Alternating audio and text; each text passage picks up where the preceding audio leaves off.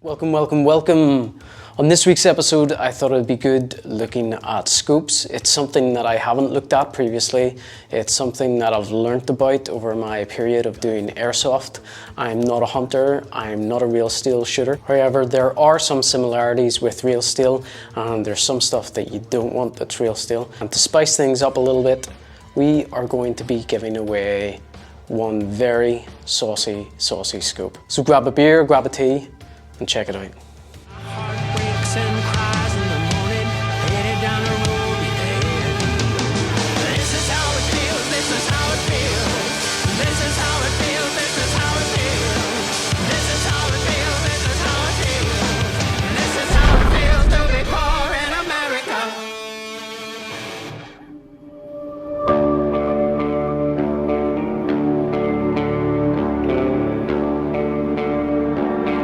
Okay, so as mentioned, we are going to be talking about scopes.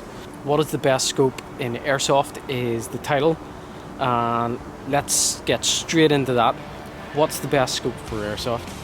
And the answer is a bit of a cop-out, but it's the best scope that suits you. So you may be watching and suddenly going, oh crap, I was wanting you to tell me. Well, truth be told, I can't tell you. There's scopes that I use, there are scopes that other people use, and they think they're the best, and I think the scope that I chose is the best, and really, it's the best scope for me, and it's probably the best scope for them. In this video about scopes, I want to cover as much as possible, so it may be a wee bit long, hopefully it won't be, but first of all, we want to cover some of the lingo that we use, some of the phrases, some of the keywords that we use. Secondly, as mentioned, we're going to listen to some other people talk about their scopes and what they like. Thirdly, I'm going to show you how to set up a scope, and of course I'm going to give my opinion on what I like in a scope. I'm going to go back then and show off some of the Hawke Optics scopes that are really good value for money. They're real steel scopes, they're really sharp, but more on that later, and hopefully with all that knowledge you'll be able to pick out a scope that's good for you.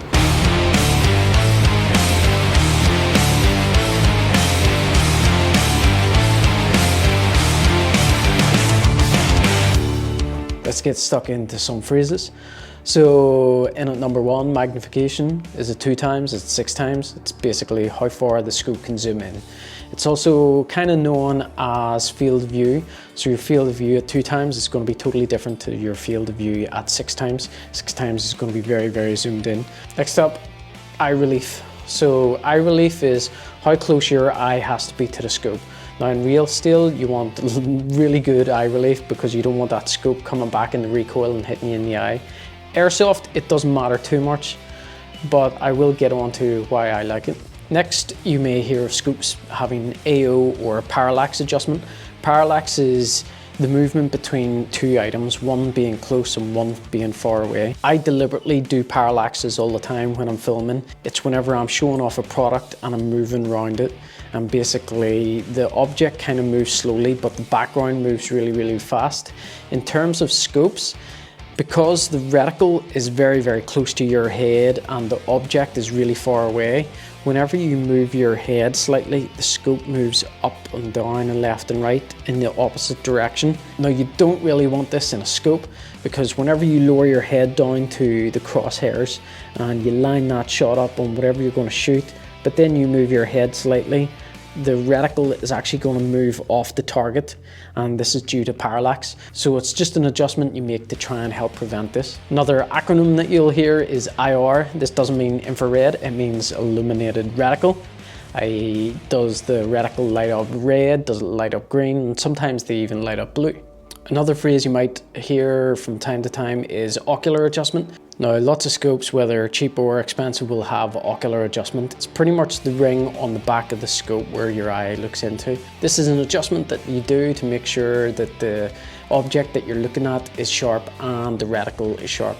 They're on 2 different focal planes, so it's important to get that right to make sure that both is sharp. If you hold your scope up and you're not really looking at anything, your eye will be drawn to the reticle and your eye will put the reticle in focus. However, if you kind of then look in the background, you may find that the background isn't in focus. That's because of the 2 focal planes. So how you adjust it is find a blank white wall And what you want to do is just lift up the scope roughly so you can see through it, and you don't want to do it for too long because your eye will adjust to the reticle. So lift it up and see if the reticle's in focus and pull it away. If it's not in focus, start to adjust it, and keep on doing this until it starts to get sharp. Obviously, if it starts to go out of focus again, you've gone too far and you need to come back a bit. I've done a wee bit of adjustment on this one already. And now whenever I look through the scope, the reticle is sharp and the object that I'm looking at is sharp also.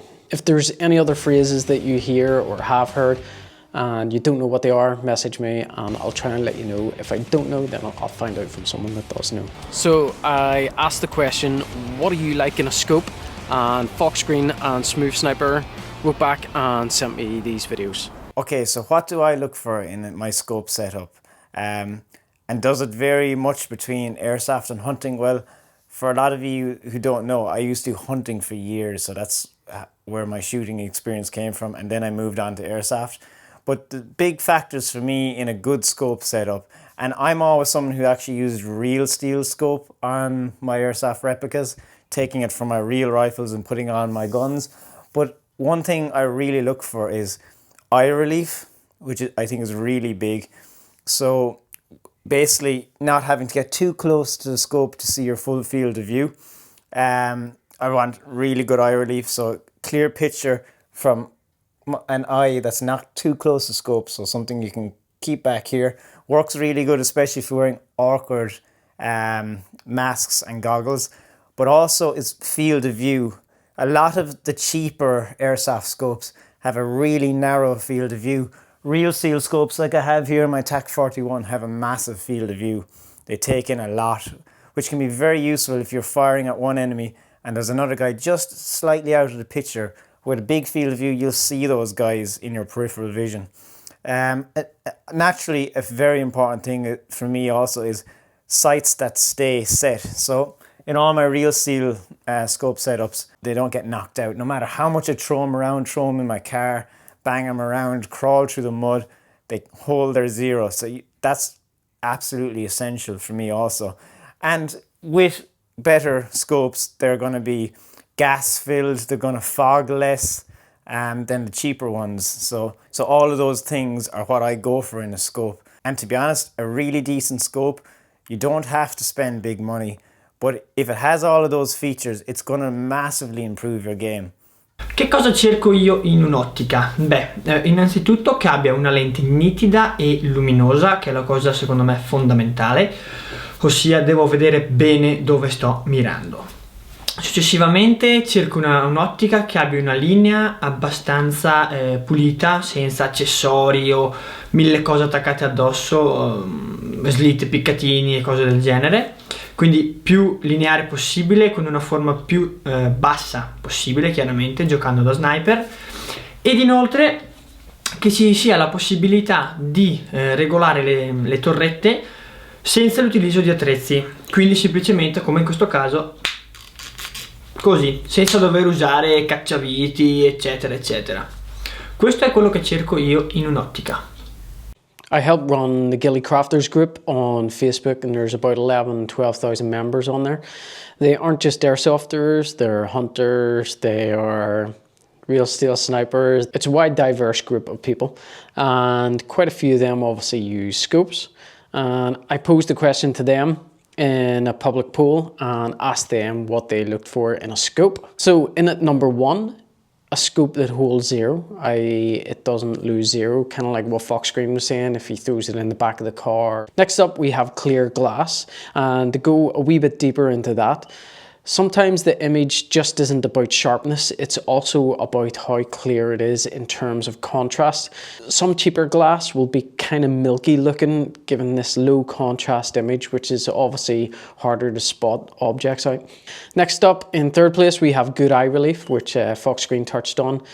So in terms of eye relief, it's good to be kind of held back a wee bit, and to touch on what I personally like. Whenever I'm in a hide, I want the scope to be as easy as possible to look through. I don't want to have to be stretching my neck way forward to try and get a good picture. So good eye relief for me means that I can hide back and be able to see through the scope very clearly. Next up in fourth place, we have accurate and precise windage and elevation adjustment.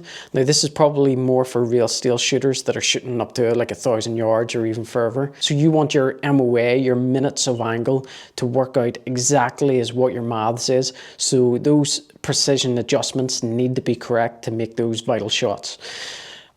In Airsoft, it's not too important. We're adjusting our scope just to go wherever the BB's going.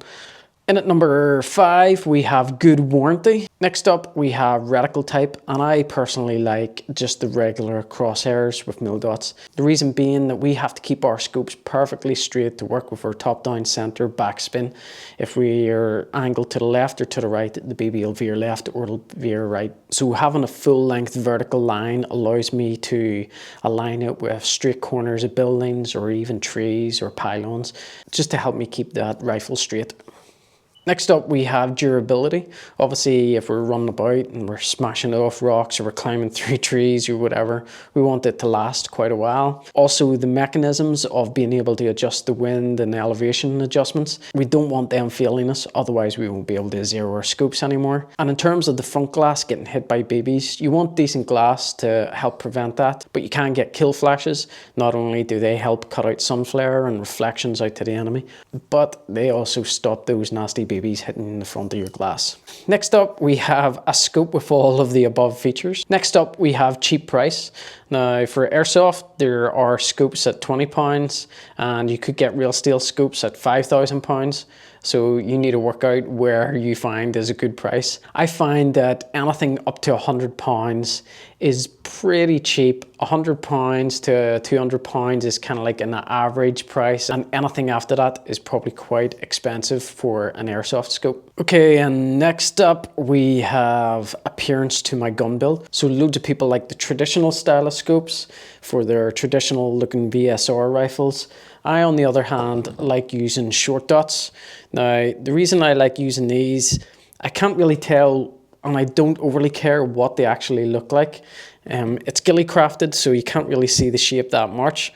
But the reason I like them is the front aperture is really, really small. So hopefully that means that the enemy won't spot me as easily as someone with a 50mm glass at the front. Next up, we have depth of field. That's how much the scope keeps in focus. So if it has a really wide depth of field, things that are close to you will be in focus, and the things that you're looking at really far away will also be in focus. And lastly, we have 3 votes for brand. So thank you for everybody that took part in that. So we interrupt this episode because I filmed this episode twice now.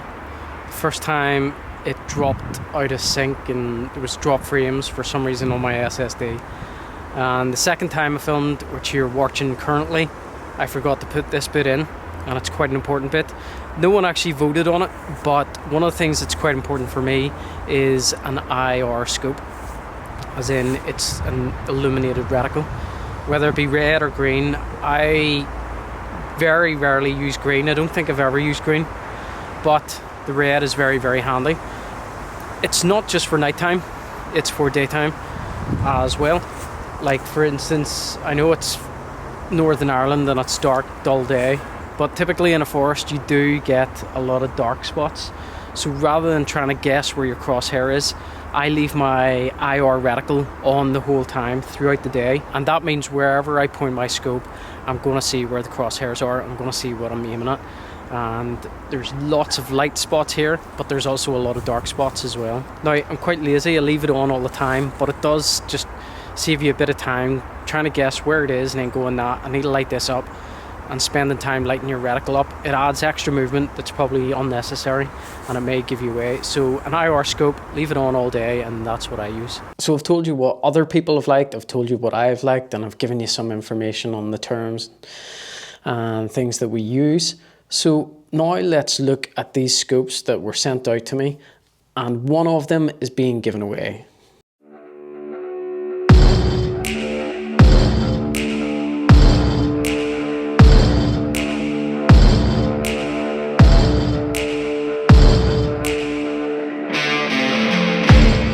So this is the scope that we are giving away. It is a Hawke Optics 2 to 7 times magnification, 32mm front and it is really, really well made. The optics are clear, the contrast, the image is clear. We have AO adjustment, we have the ocular adjustment at the back. The zoom ring has feedback, but it's not really tough. It's also got the screw there if you want to put in an actual lever to make it a wee bit easier. The adjustments seem very, very precise. I've ran them now for about a month and chucked it in and out of the car, and I haven't needed to re-zero my scope. The adjustment dials are toolless, so you don't need a screwdriver or an Allen key, which is really, really handy. They do come with these covers though. The eye relief is really, really nice. It's about 3.5 inches, which is plenty, said the bishop, for most applications. And the other thing that I noticed about these scopes, despite seeming like they're really, really well made and they're an absolute tank of a scope, no rattles, no noises, it's incredibly, incredibly light. So this is one of my short dots, for example. It is 648 grams, and this one is 528 grams. The price for these Vantage Hawke Scopes, depending on what one you go for, is around £100, £120, which isn't all that expensive for this quality. If you got this scope, it would do you for the next 10 years, and on that there's a full lifetime warranty. Now in the EU, apparently for legal reasons, they can only offer a 10-year warranty, but still, a company that stands by a warranty for even 10 years seems like a winner to me. If you would like to win this scope, leave a comment down below and I will be doing a draw very, very soon.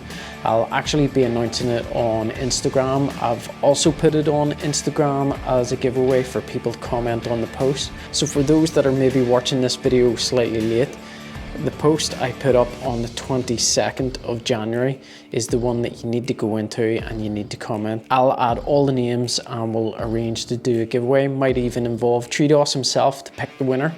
I've tried to give you guys as much info as possible so you can go out and pick yourselves a nice saucy scope. I haven't forgotten that I did say I would show you how to set up a scope or how I set up my scope, but I will do that in a separate video. It's quite important and there's quite a bit of setup that you can do. And I'm also going to be testing out some products to help you with it. So they haven't arrived yet, but as soon as they do, I'll make another video. If you like the video, please like and subscribe and hit that notifications bell as always. And like I say, if you want to be in for a chance of winning this scope, don't forget to comment down below. You can go on my Instagram, aka Staten, and leave a comment there as well, and I'll put your name in twice. So guys, that's me. Peace.